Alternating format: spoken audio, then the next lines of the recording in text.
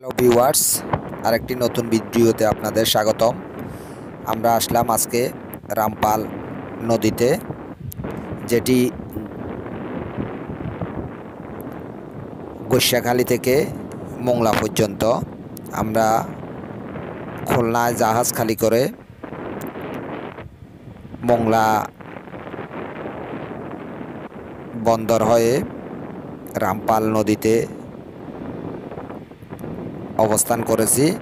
আমাদের এখন অবস্থান খুব ক্রিটিক্যাল একটা জায়গা, যেখানে নদীর দুই দিকে পানি বহমান। আমরা যেই টার্নিং পয়েন্টে এখন আছি, এই টার্নিং পয়েন্টে পিছনের দিক থেকে বাডাতে পিছনের দিক থেকে পানি, আবার জোয়ারে সামনের দিক থেকে পানি। এখন আমরা বাড়া নিয়ে গোসাইখালীর দিকে অতিক্রম করতেছি। আমাদের সামনে একটি জাহাজ বসুন্ধরার ফুড। এই টার্নিং সামনে যেই মোড় দেখতেছেন আপনারা, একটু এদিক সেদিক হইলে আপনার দেখতেছেন একদম কিনারে ভাঙন, খুব পানির গতিবেগ পিছনের দিক থেকে। একটু কেয়ারফুল যদি না হয় তাহলে জাহাজ পিছনের দিকটা ঠেকে যাওয়ার সম্ভাবনা থাকে। এই খাড়িতে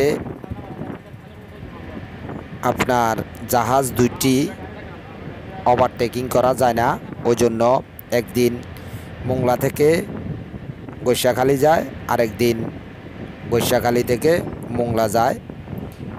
মানে যাতায়াতের উভয় দিক বন্ধ থাকে, একদিকে গেলে আরেক দিকে যাওয়া হয় না।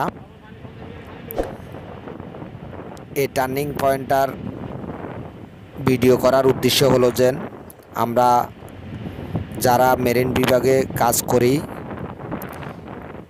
মাস্টার সাহেবেরা জানে এখানে খুব পানির তীব্রতা বেশি থাকে, এখানে অ্যাক্সিডেন্টেরও ভয় বেশি। যারা নতুন এই রামপাল নদীতে, তাদের জন্য এই ভিডিওটি বানানো হয়েছে। আপনারা এই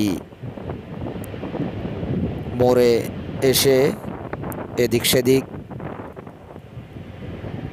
মনোযোগ না দিয়ে জাহাজের সামনের দিকে মনোযোগ দেন। কিভাবে নদী গর্ভে বিলীন হয়ে যাচ্ছে এলাকা, ভাঙনের চিত্র আপনারা দেখতেছেন।